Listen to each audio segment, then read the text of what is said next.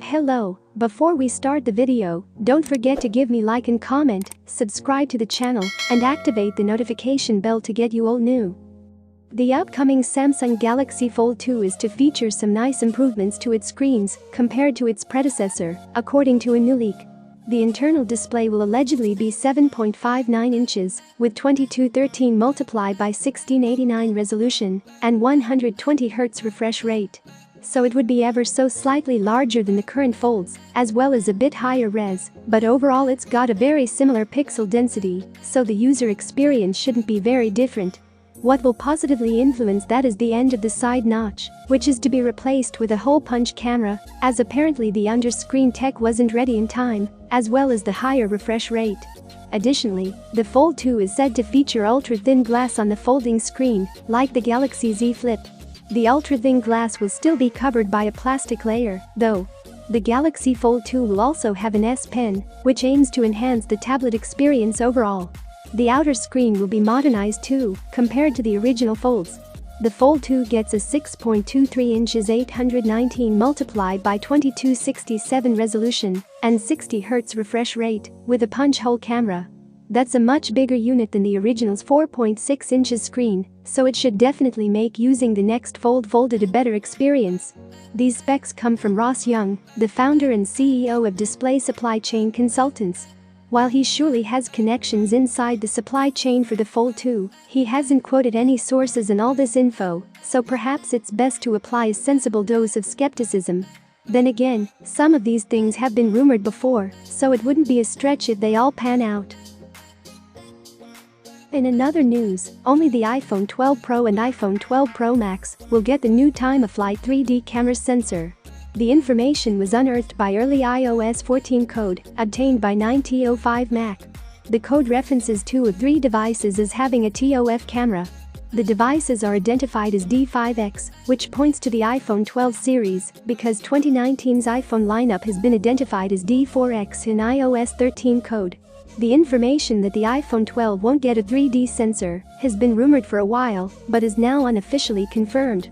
A time-of-flight sensor will change the way the iPhone camera does portrait mode and will also work with the new AR app that Apple is reportedly developing for iOS 14. Currently, the iPhone uses juxtaposition of its main and telephoto cameras to gauge depth, while with a TOF sensor it won't need to. The TOF sensor uses a projector to capture point clouds in the environment and create a 3D model of it. In other words, the sensor will create accurate scene depth mapping. Having a 3D TOF sensor will also mean that the Measure app won't require users to pan their phones around a space to measure something within it. Finally, the iOS 14 code has also revealed that the iPhone 9 will have a single rear camera and that it will be able to capture stereo sound during video recording.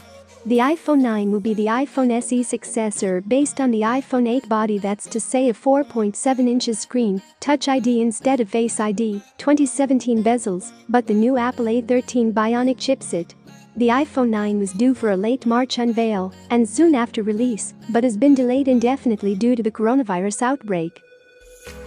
In another news, Samsung is one of the major players in the field of camera sensor development and manufacturing.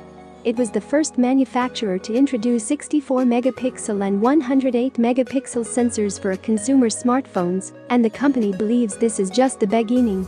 In an editorial on the company website, Yeonjun Park, head of sensor business team at Samsung, revealed the aim in the future is a 600-megapixel sensor that will deliver more detail than the human eye can see. According to Park, our eyes are said to match a resolution of around 500 megapixel. The goal of his team is to develop sensors that can outdo that, which will be used in many applications outside of the smartphone's world. The Samsung Galaxy S20 Ultra with its ISOCELL Bright HM1 sensor and the Xiaomi Mi Note 10 with the ISOCELL Bright HMX can output 108 megapixel images, but they are really mostly meant to show in their bin 12 megapixel and 27 megapixel modes.